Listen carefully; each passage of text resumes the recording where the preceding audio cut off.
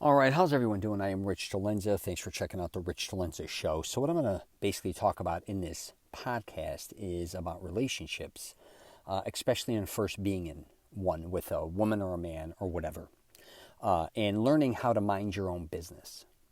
I think what happens a lot of times when people first start dating, I call it an interrogation, where maybe sometimes you're coming off and asking too many questions too quickly. You want to know too much information about somebody that maybe they don't want to express to you or talk about just in general. And, I don't think a lot of people think about these things. I have a weird way of thinking, and I think just being around a lot of people in relationships throughout my life, for some reason, I've just been able to see these things kind of happening. And I think the one thing that I've been really good at, if I was dating somebody, is really learning how to mind my own business. And I also am pretty good at telling whoever I'm with to learn that they should mind their business. They don't need to know everything I've done in my past unless I want to tell them. They don't need to know everything about even my own kids or my ex-wife unless I'm willing to tell them.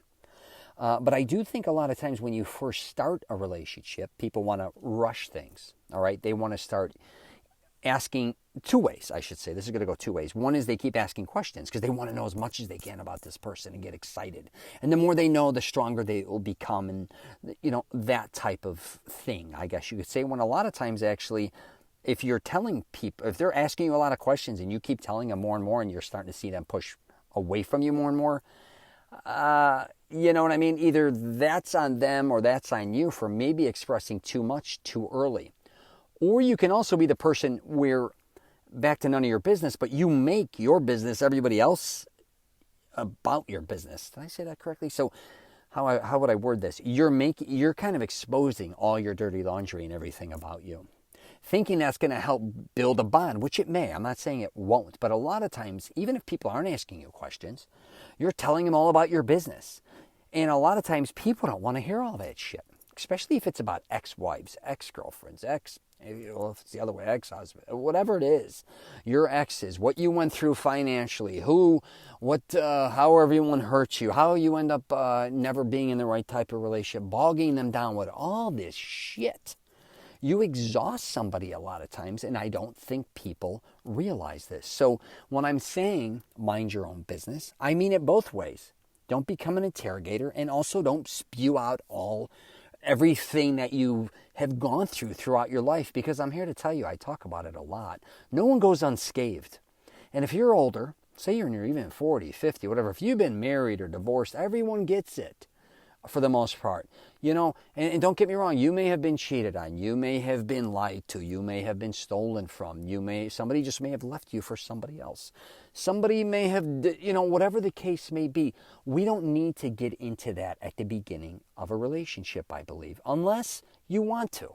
Now, I don't think that's the right time or place. As time goes on, you get more comfortable with one another, and as years go by, maybe even then you start talking about things like that. But let's focus in, I tell a lot of guys, about building the future relationship with whoever you're with, not building upon the past relationship, because the truth is you're not going to your past. I mean, that's kind of obvious. You're not going to be going in your past with whoever you're with to go through that again. Why would you even bring that up if it's horrible, especially? But most of the time, I've noticed when people first start in relationships, a lot of time, it goes two ways. A lot of times it's the honeymoon phase we talk about, right? Where everything's kind of going your way and you over-exaggerate and say, oh my God, this is the right person for me. I'm in love with this person. Finally, I found the right one, and blah, blah, blah. And God bless, if it goes, it goes. Or it could go the other way, I think, a lot of times when you find somebody. And you kind of make it very complicated and hard, and you bring all your baggage to this relationship, and the other person doesn't deserve it. They don't deserve to be in this position to have to listen to you with all your bullshit. Now, if you both want to commiserate, and that's kind of how you work throughout your relationships, you both like to, maybe even be nosy, or maybe you're both victims or whatever the hell, and that works, and you like to commiserate. Sometimes I do see that working for people, I'm not going to lie. But I'm just telling you, for the most part, and I think I speak for a lot of men and women out there, when first dating, start creating your own memories, right? And if you didn't like what happened in the past, let's not recreate them. And let's not also find the same type of people. I think a lot of times I talk about my Mastering Self-Confidence program. I tell dudes a lot of times they date the same type of woman in the same type of environment, and they wonder why they keep ending up in the same situations. It may be time to start dating different types of people, especially that have nothing to do with kind of your past. Because, if I'm a nightclub owner or anything, you could be even very religious. Maybe what you were dating people in those environments and it just wasn't working out. Maybe dating people in other environments. And that could be somebody who's very strict and somebody who's very loosey-goosey. There's everything out there. So maybe it's time to just experiment. But I just wanted to say, learn how to mind your own business in general. And also, I will officially wrap it up with this. A lot of people get involved with dating somebody, and they automatically also want to start knowing about who their friends are, who their family members are very quickly. They don't like maybe their friends, or they're talking shit about their siblings and all this.